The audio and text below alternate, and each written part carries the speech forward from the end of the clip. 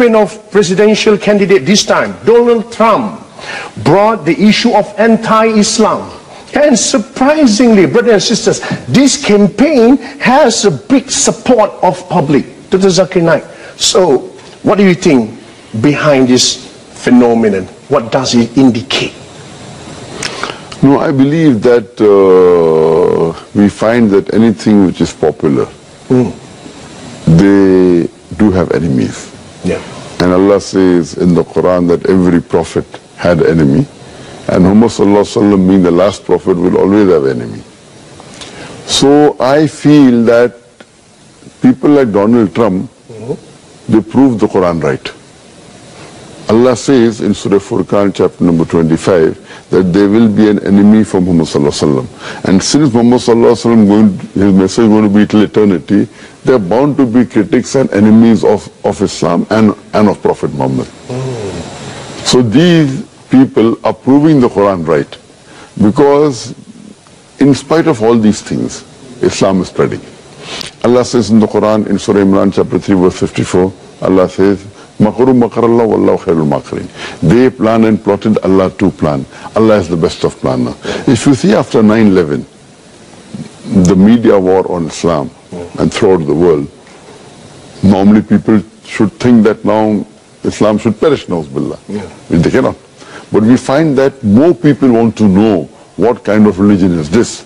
And we find that in USA alone, in a span of about 9 months, after 9/11, 34,000 Americans accepted Islam.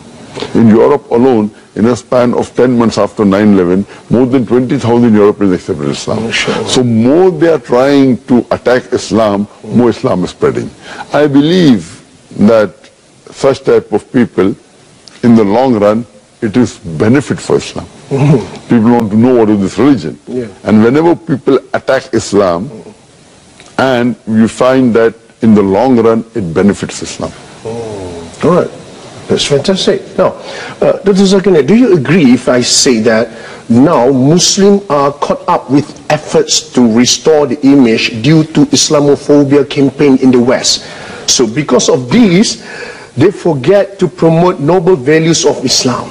Yes, I do agree with you. Yeah. Many a time we Muslims being emotional, we fall into the trap. For example, we know what happened in the Danish cartoons. Yeah, Danish. It is wrong what they did. We found that most of the Muslim organization, they left everything what they were doing and they were concentrating on that. They were protesting. Fine, we should protest. But that doesn't mean that we stop our activity. So if an organization was suppose doing 100 points work, they focus all their attention on replying to the Danish cartoon, and out of 100, they only do 5 points work. So imagine if all the organization do that, it will be a loss for the Muslim Ummah. What we require, there should be specialized organization to take care of this. And I've given a talk on this, how this should be dealt. What we do, we become emotional. Fine, we disagree with it. But don't become so emotional that whatever positive work you are doing, you also stop that. So if he is attacking Islam, we don't leave everything. You leave everything and you only go and reply to that. I mean, for example, as I told you earlier, that anyone, they're bound to be criticism on him. I mean, for example, if you go on the Google and if you type my name, there'll be about approximately 15 million websites which has my information. I would say approximately 15 to 20% would be against me. So when a person gets popular, there are bound to be enemies. Initially, I had a perception that when anyone gets popular, the percentage of enemy remains the same. For example, if there are 100 followers, then 1 is the enemy. If you have 1,000 followers, then 10 is the enemy. If you have 1,000,000 followers, then there will be 10,000 enemy.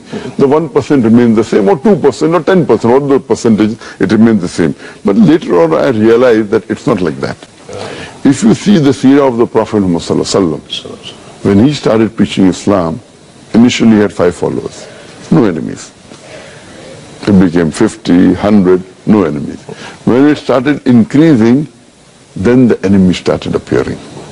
Today, the most popular human being in the world is Muhammad Sallallahu Alaihi Wasallam. Even according to Michael H. Hart, even according to non-Muslims, the most influential human being in the world is Muhammad Sallallahu Alaihi Wasallam. Today, if we know that there are about 1.8 billion Muslims, and maybe another 100 more million, maybe non-Muslims who may be like Muhammad Sallallahu Alaihi Wasallam, you can say 2 billion Muslims who may be like Muhammad Sallallahu Alaihi Wasallam. But those who are against Muhammad Sallallahu Alaihi Wasallam will be more than 2 billion. Yeah. So because of the popularity, then the percentage of enemies keep on increasing. Yeah. There's a question I read in our Facebook followers. They ask, how do you manage your emotion and your wisdom and your spiritual when there is some people hate you, say something bad about you? How do you manage it? See, one thing, a Dai should always be calm. He cannot get emotionally carried away. Yeah. If somebody criticizes me or abuses me, if I retaliate emotionally, then I will not be following the Quran. Quran says in Surah Nahl chapter 16 verse 125, Udu ila sabili rabbika bhalikma wal ma'azit al-hasna wajadim lati ya asan. Invite all to the way of thy Lord with wisdom and with preaching, and argue with them and reason with them in the ways that are best most gracious. Allah also says in the Quran in Surah Fussilat chapter number 41 verse number 34 that it says that repel evil with good, and you will find that the person who hates you, he becomes your friend. Yeah. So repel the evil with good. So whenever anyone criticizes me, normally first, when there were very few criticism, we used to reply. Now, on the net, there will be about 2 to 3 million criticism. Yeah. Now, if I'm going to reply to 2 to 3 million criticism, I will not be able to go forward. I will spend the next 10 years replying. What I do, there are other people replying. They should do it. Yeah. No problem. What I tell my staff and my friends, that when anyone criticizes me, check if there is something in it for me to learn. I'm a human being. Yeah. I can make a mistake. So if there is something where I have really made a mistake, and if it is a positive criticism, I should change. I don't say I'm infallible. I'm a human being. So first I look in that criticism, is there something which is substance and something which is for me to improve? Almost all the criticism, or more than 95%, they are more of allegations, quoting out of context, and not nothing. But yet, if there is something for me to improve, then I utilize that. Because there's a saying that if someone throws bricks at you, use that brick to make your house. Yeah, correct. If someone throws a stone at you, raise yourself so high, the stone does not reach you. So therefore, I believe it is waste of time to answer to all these things. If there is something really which is worth answering, maybe less than 1%, then it's worth answering. Otherwise, it's a waste of time. Dr. Zakir, one more question from our follower. They want me to ask you about Malaysia. They say that Malaysia has worked hard to promote that Islam is a religion that promotes peace and moderation. So in your opinion, what is the impact that can be seen from this effort in Malaysia, from your point of view? As far as Malaysia as a Muslim country is concerned, I always looked up to Malaysia. Compared to the other Muslim countries, a multiracial country where Muslims are majority, but not in absolute majority.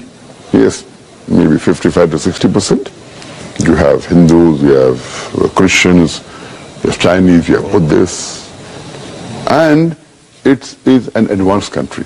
So as far as Malaysia is concerned, in compared to other countries, I feel it is one of the few Muslim countries that had the guts to challenge the Western world. Otherwise, most of the Muslim countries, they don't have that guts. Yeah. So I feel that we should be proud of our religion, proud of our culture, and we should not be apologetic.